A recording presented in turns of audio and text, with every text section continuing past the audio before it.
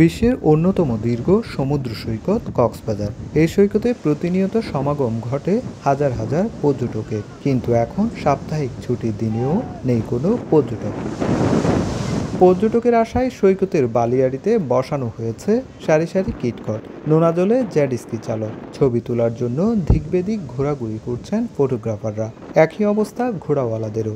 বেলা বাড়ছে, কিন্তু পর্যটকের দেখা নেই।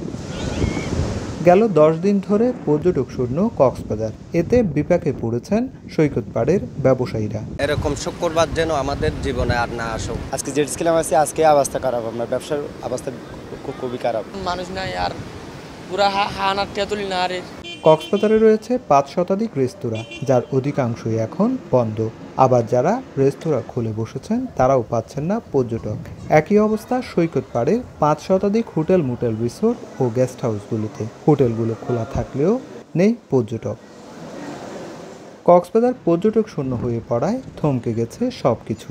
এ অবস্থায় ভ্যাট মওকুফ ও কর্মচারীদের জন্য প্রণোদনা দেওয়ার দাবি পর্যটন ব্যবসায়ীদের। স্টাফ, দোকান ভাড়া সব মিলিয়ে আমরা রেস্তোরাঁ ব্যবসা যারা করি, আমরা যারা পর্যটনের সাথে সংশ্লিষ্ট আছি, আমরা খুবই সম্মুখীনের মুখে। কোনো আয়ের সিদ্ধান্ত যাতে পাচ্ছি না, তাহলে আমরা ভ্যাট থেকে দেবো। আমাদের ভ্যাটটা যাতে একটু মওকুফ করা হয়, সরকার বিবেচনা করে আমাদের সহযোগিতা করবেন।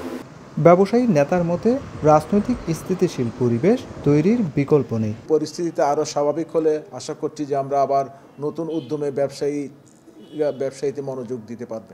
কক্সবাজারের পর্যটন শিল্পের সঙ্গে জড়িত রয়েছেন 5 লাখের বেশি মানুষ।